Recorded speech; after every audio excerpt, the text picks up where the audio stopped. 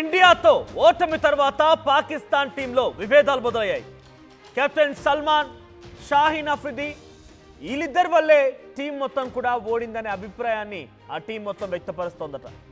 గడిచినటువంటి 4 మ్యాచ్ల్లో 40 రన్స్ కూడా చేయనటువంటి సల్మాన్, ఆయన ఓ కెప్టెనా అంటూ ఆ టీమే క్వశ్చన్ చేస్తుందట. మరోవైపు ఇండియాతో మ్యాచ్లో భారీగా రన్స్ సమర్పించుకున్నటువంటి షాహీన్ అఫ్రిది విషయంలో కూడా టీం అదే అభిప్రాయంతో ఉంది. పాకిస్తాన్ ప్లేయర్స్ ఆట తీరుపైన సీనియర్లు కూడా తీవ్రమైన విమర్శలు గుప్పిస్తూ ఉన్నారు. ఇండియాతో జరిగినటువంటి 2 మ్యాచ్ల్లో కూడా ఓడిపోవడంతో అవమాన భారంలో పాకిస్తాన్ ప్లేయర్లు మొత్తం కూడా ఒకరిపై ఒకరు నెట్టుకుంటూ దూషించుకుంటున్నారట. పాకిస్తాన్ టీంలో ఆర్మీ చీఫ్ మునీర్ ఉండాలని ఇమ్రాన్ ఖాన్ సెటైర్ వేస్తున్నారు. సూపర్ 4లో భాగంగా ఇవాళ శ్రీలంకతో పాకిస్తాన్ మ్యాచ్ జరగబోతోంది. అయితే సెమీఫైనల్ ఆశలు ఉండాలంటే ఈ మ్యాచ్లో పాకిస్తాన్ తప్పకుండా గెలవాల్సిందే. సో ఆసియా కప్లోకి ఎంట్రీ ఇవ్వగానే ఇండియాతో ఫస్ట్ మ్యాచ్లోనే కుప్పకూలిపోయింది పాకిస్తాన్ యొక్క ధైర్యం, స్థైర్యం రెండు కూడా. ఎందుకనంటే పాకిస్తాన్ని చెంప చెల్లుమనిపించేలా దెబ్బ కొడితే, చాచు కొడితే నేల కతికిపోయింది పాకిస్తాన్. ఇండియా దెబ్బ రుచిసిన తర్వాత నేల కతుక్కుపోయి ఏం చేయాలో తోచక మైండ్ బ్లాక్ అయిపోయి షేక్ హ్యాండ్ కోసం అని చెప్పి ఫైక్రాఫ్ట్ని అడగడం, తర్వాత ఆయన తొలగించాలని చెప్పడం, పీసీబీ ఒక నిర్ణయం తీసుకోవడం, పిచ్చి పిచ్చి మాటలతో, పిచ్చి పిచ్చి చేష్టలతో అందరి ముందు నవ్వులో పాలైంది. ఆ తర్వాత సూపర్ 4 టీంలోకి సూపర్ 4 మ్యాచెస్ స్టార్ట్ అయ్యాయి. సూపర్ 4లో కూడా ఇండియా వర్సెస్ పాకిస్తాన్లో ఇండియా చేసినటువంటి అద్భుతమైన పర్ఫార్మెన్స్ చూసి ఏం చేయాలో తోచక దిక్కుతోచిన పరిస్థితిలో కొంత పిచ్చెక్కిపోయింది పాకిస్తాన్కి. వాళ్ళ సెలబ్రేషన్స్ చూడండి.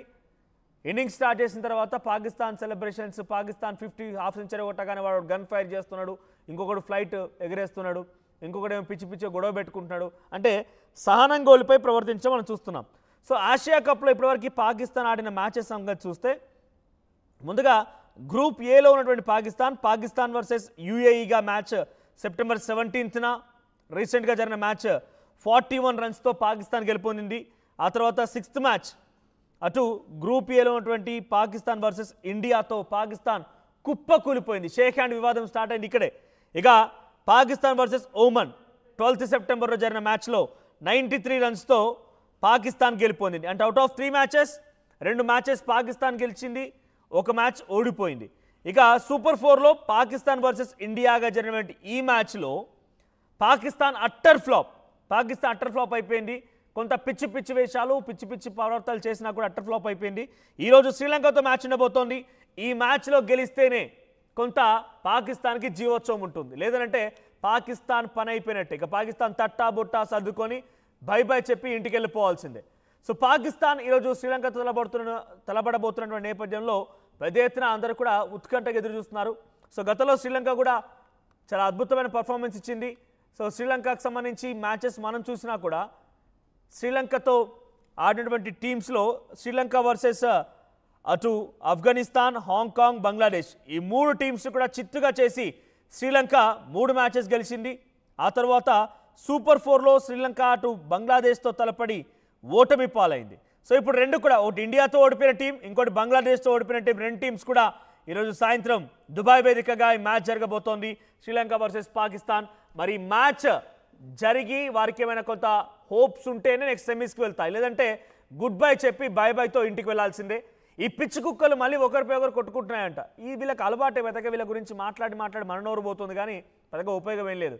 ఈ కుక్కలకు అలవాటే ఒకరినొకరు తిట్టుకోవడం, ఒకరినొకరు కొట్టుకోవడం. సో దీంట్లో సల్మాన్, కెప్టెన్ ఉన్నటువంటి సల్మాన్ని గట్టిగా 4 మ్యాచ్లు 40 స్కోర్ చేయలేడు, వీడి కెప్టెనా అని చెప్పి ఇతరులు దూషిస్తున్నారట.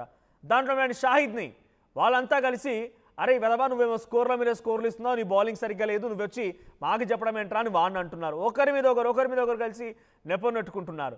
ఇదే క్రమంలో మాజీ ప్రధాని ఇమ్రాన్ ఖాన్ ఏమంటున్నారంటే, ఈజ్ ఎ క్రికెటర్ టూ. ఆయన ఏమంటున్నారంటే డైరెక్ట్గా ఆర్మీ వేలే ఆడితే బాగుంటుందేమో మ్యాచ్లో, ప్లేయర్స్ అందరినీ పక్కకు నెట్టి ఆసిమ్ మునిరిగాడు కొంతమంది ఆర్మీని తీసుకెళ్ళి ఆడితే బాగుంటుందేమో అని చెప్పి వాళ్ళు ఇమ్రాన్ ఖాన్ కూడా సెటరికల్గా మాట్లాడుతున్నాడట. దీంతో పాటుగా సీనియర్లంతా కూడా మొహం మీద ఉమ్మేస్తున్నారు. ఈ 11 మంది టీం మొత్తాన్ని కూడా మొహం మీద ఉమ్మేసి అసలు చాతగా అక్కడికి వెళ్ళిపోయి ఉత్తగా అబాస్ పాలైపోతున్నారు అనే రకంగా దూషిస్తున్నారట. ఒకరిపై ఒకరు తిట్టుకోవడాలు, ఇమ్రాన్ ఖాన్ వీళ్ళని తిట్టడాలు.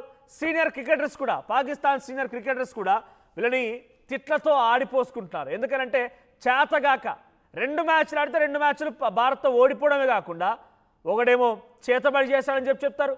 భారత్ చేతబడి చేసిందా? భారత్ చేతబడి చేసిందని ఒకడంటాడు. లేదంటే ఇంకొకడేమో షేక్ హ్యాండ్ గురించి వాళ్ళు షేక్ హ్యాండ్ ఇవ్వద్దన్నందుకే భారత్ ఇవ్వలేదని ఇంకొకటి అంటాడు. పిచ్చిగా మాట్లాడుతున్నారు.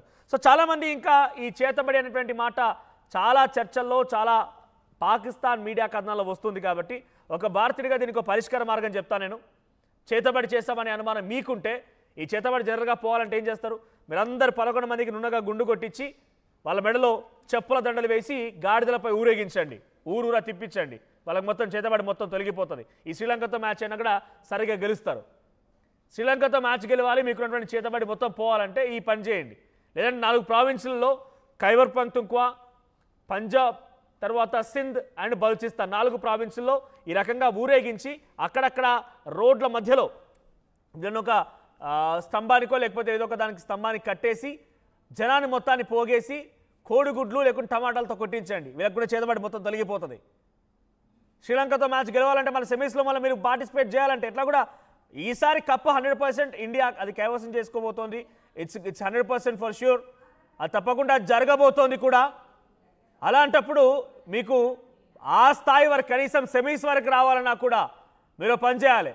మీకున్న చేతబడి మీకున్నటువంటి ఈ మూఢనమ్మకాలు మొత్తం పోవాలంటే అసలు కుట్రదారులు అసలు చేతబడులు చేసేటువంటి మొహాలు ఎవరిరా అంటే పక్కాగా ఎగ్జాక్ట్గా అనిపించేది పాకిస్తాన్ ప్రధాని షెహబాజ్ షరీఫ్ గారి ముందుగా, ఆ తర్వాత ఆసిమ్ మునీర్ గారి అందరూ కూడా చేతబడి చేసేదానికి ఒక బ్రాండ్ అంబాసిడర్గా క్షుద్రపులు చేసేదానికి ఒక బ్రాండ్ అంబాసిడర్ కనపడుతూ ఉంటారు.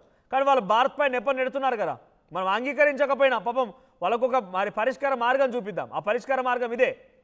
అందరికీ 11 మంది ప్లేయర్లకి, ఆ సల్మాన్ గారికి, షాహిద్ గారికి, ఈ పీసీబీ చైర్మన్లకి వీళ్ళందరికీ గుండు కొట్టించండి. ఆఖరికి ఆ దేశ అధినేత మరి ఆయన బాగుంటేనేగా దేశం బాగుండేది.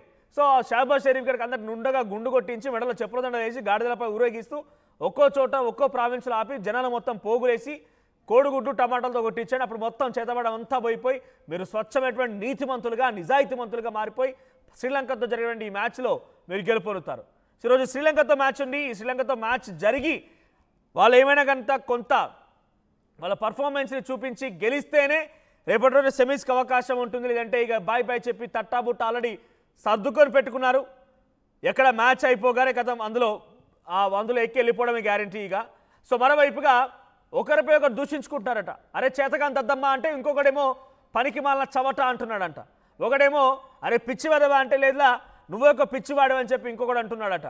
షాహిద్ గురించి నువ్వు అసలు బౌలింగ్ ఇదేనారా? అరే బెరబాను ఎందుకు వచ్చేదా? నీకు క్రికెట్ ఆడడానికి వస్తుందా? అది బౌల్ అనేది తెలుసా నీకు? ఏంటి